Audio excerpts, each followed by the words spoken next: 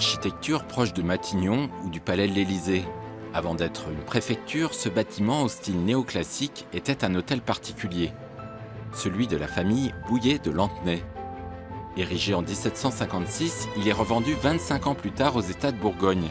Mais en 1800, après un séjour dans cette demeure, Napoléon Bonaparte scelle son destin. Il en fait alors une préfecture. Vive Dijon! Vive la Bourgogne!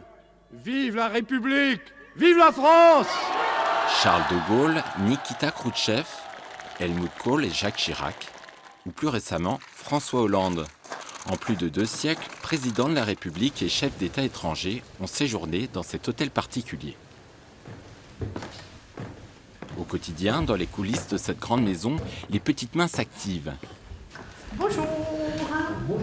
Cuisiniers, lingères, jardiniers, chaque semaine, Carole, l'assistante du préfet, leur présente le planning et les buffets à préparer.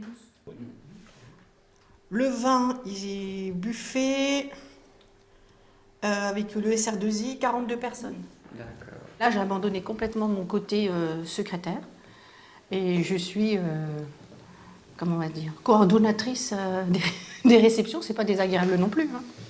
Complètement autre chose. Maintenant, la fonction publique, moins de personnel, donc il faut que chacun soit très polyvalent. Et il y a plusieurs casquettes.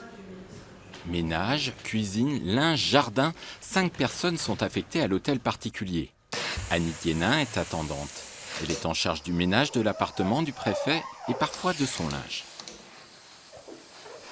Une partie qui est un petit peu délicate parce qu'on n'est pas dans un pressing, donc il faut que le linge soit impeccable. Bertrand Connor, lui, est au fourneau.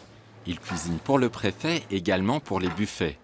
Car au-delà d'être la résidence du représentant de l'État, cet hôtel particulier est avant tout un lieu de représentation. Alors nous sommes ici dans le salon d'attente avant de passer dans la salle à manger de réception qui est utilisée pour les déjeuners de travail de monsieur le préfet, puis les visites ministérielles. Les ministres déjeunent ici. Des dîners pour des ministres, mais aussi pour des chefs d'État, comme ici en 1994, lors de la visite du roi du Népal.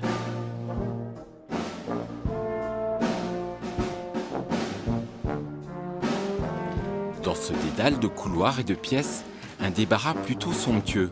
Voici la chambre présidentielle. Lorsqu'elle n'est pas occupée, certains meubles y sont stockés.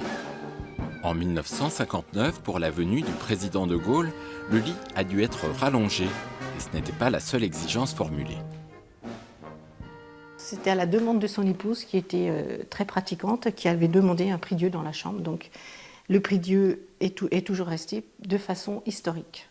Bien qu'on soit dans les maisons de la République, laïques, mais on garde le prie-dieu pour le côté historique. Tu pourras mettre du romarin, s'il te plaît, pour monsieur?